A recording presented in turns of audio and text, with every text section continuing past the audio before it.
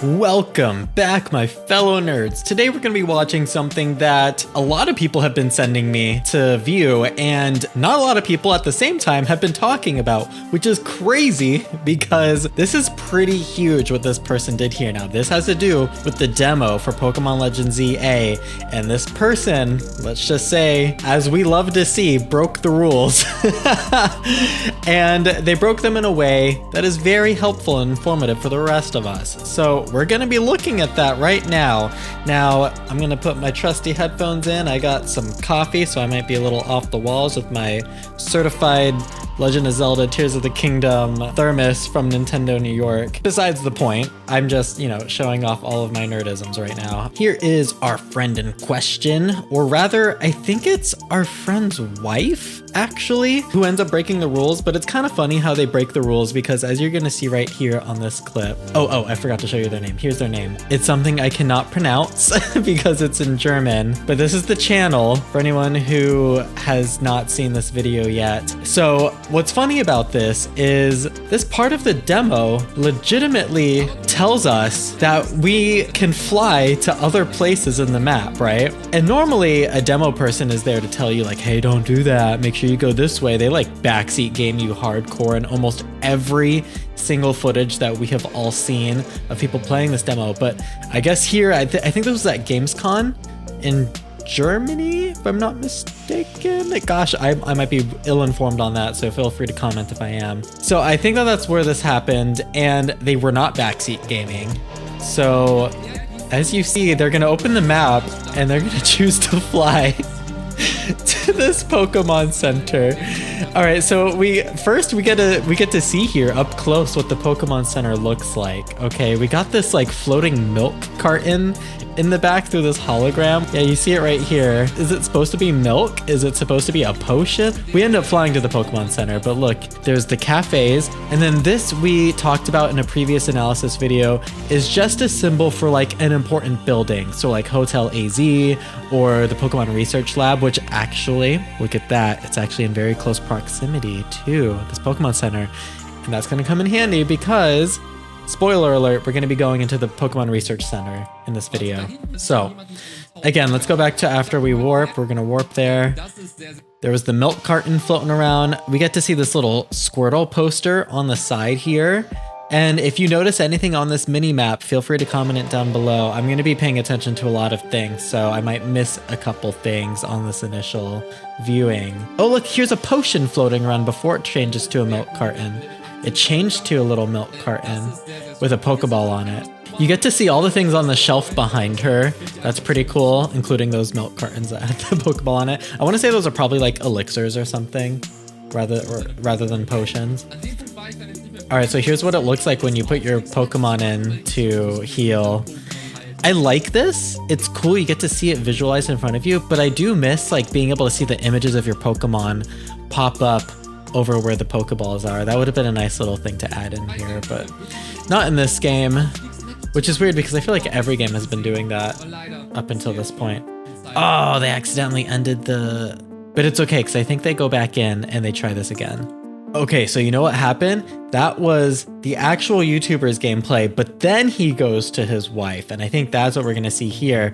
Once he realized that he could fly out of it, he's like, hey, stop what you're doing and let's go outside of bounds. And I think that's what she's gonna do here. So she just leaves the area, right? What's interesting is we saw, I think it was Austin John Plays, did leave the area, but in that version of the demo, it like kept funneling you back to the zone that we're supposed to stay in. However, this one does not. So they continue on, right? They pick up the items along the way. And now we see that Pokemon Center really wasn't that far from where we just were. We see someone with a... Oh, what's her name? That's not Medichant. Medichant? No, I don't remember. And then we got a... Ooh, a Skidoo? I think that's what its name is. You can see a little path through here that looks like the train station. You can see the rails in there. Someone with a Dedenne over here. Okay, pause it here. There's another building right here. You can see that there's like a big like Times Square like display on it. What would you call this? Like an electronic display. There looks like an entrance to the whatever place this is here. Also, sorry for the blurring. This is just how their camera, everything when it's in motion, creates like after images of itself. So that really is just up to a recording on a recording on a recording. So that's why every time I pause, everything looks like that. All right, we're gonna get a closer look at the cafes here.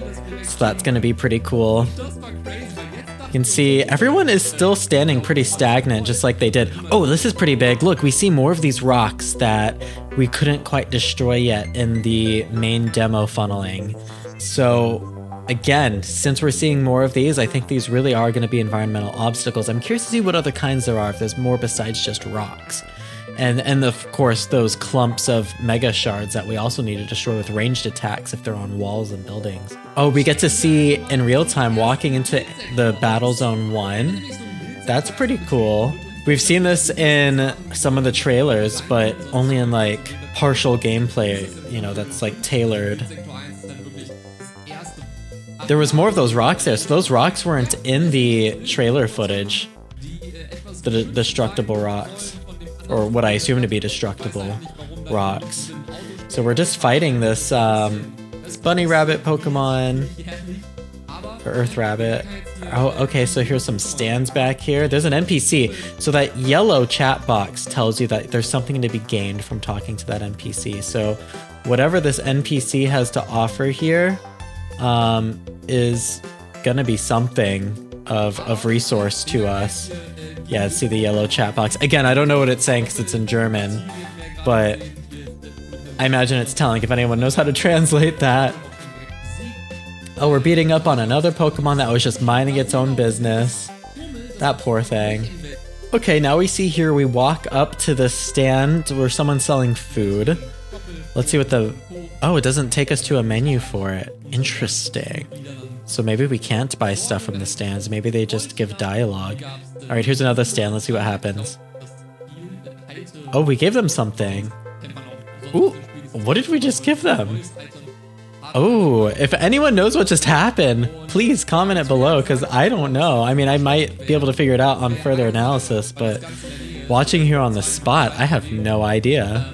All right, so we're gonna see here that there is still some funneling going on. Watch, they're gonna try to walk this way and the Rotom Phone's gonna stop them. So this is when they finally decide, let's go into this building here, and the game will not stop them. This is the Pokemon Lab. See, it says it right there. I don't even need a translator to know that that says Pokemon Lab right there. All right, so we're talking to the staff. So this is what the interior for the first floor of the Pokemon Research Lab is. Now look, here's like an elevator type thing. And this is something that a lot of people were hoping for. They were hoping that we would be able to go into buildings and go up and down, you know, scale them up and down like we could in like the old 2D Pokemon games.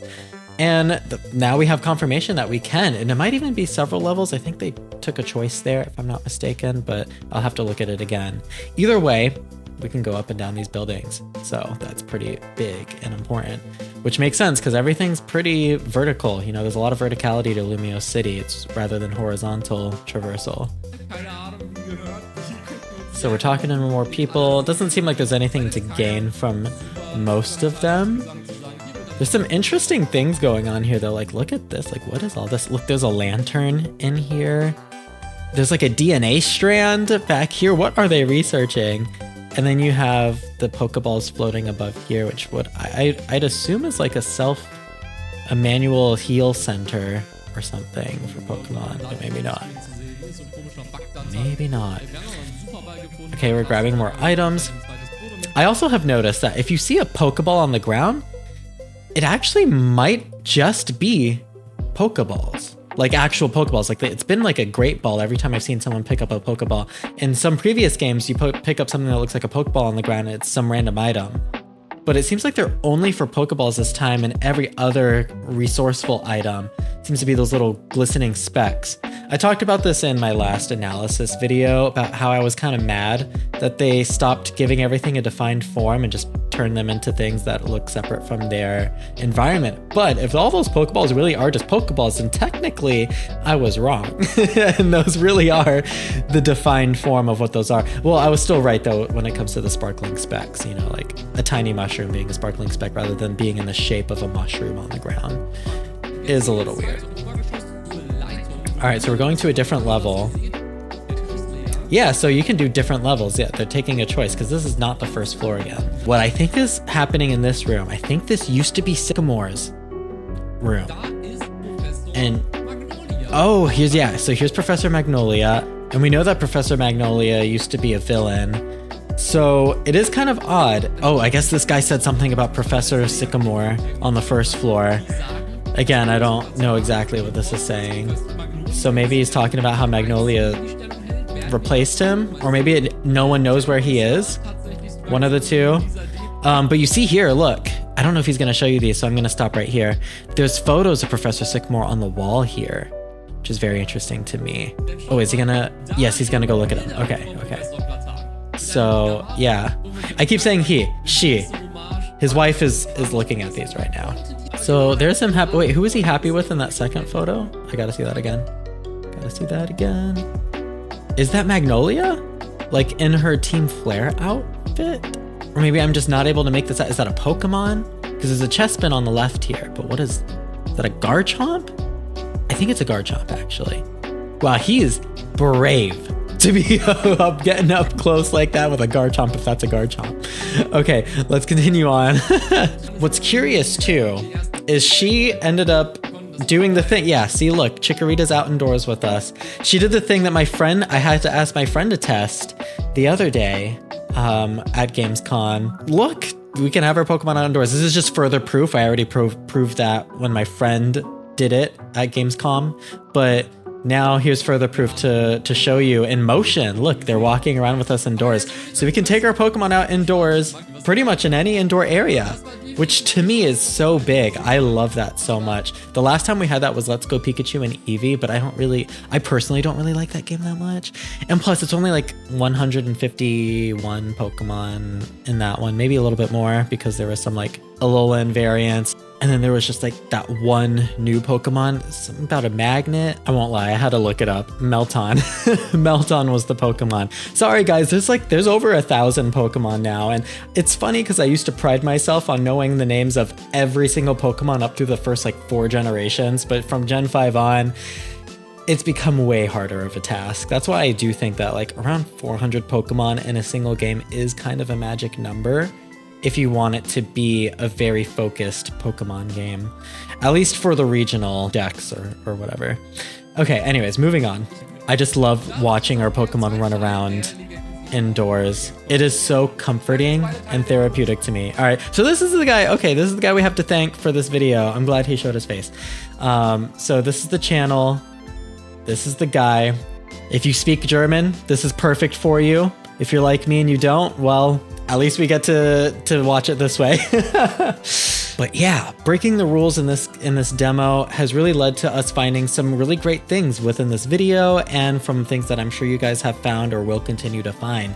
I want to analyze this a bit more in my own time, see if I find anything that's really crazy or really enlightening, shines a light on all of the things that we want to be true or don't know to be true. So as I've mentioned several times, if you found something that I did not notice or see yet, please comment it down below so we can take a look. You never know, your comment might even be featured in a future video. And afterwards, check more of my videos out, like this one here where I do a huge breakdown of things that you actually did miss in the Pokemon Legends EA demo. I compiled info from so many different clips and footage, so please give that a look if you can with the link in front of you or in the pinned comment. If you like what I do, want to support me, and want your name featured at the end of all of my videos, then please join my Patreon with the link in front of you or in the description. I've been johtojonny, and I'll catch you all there.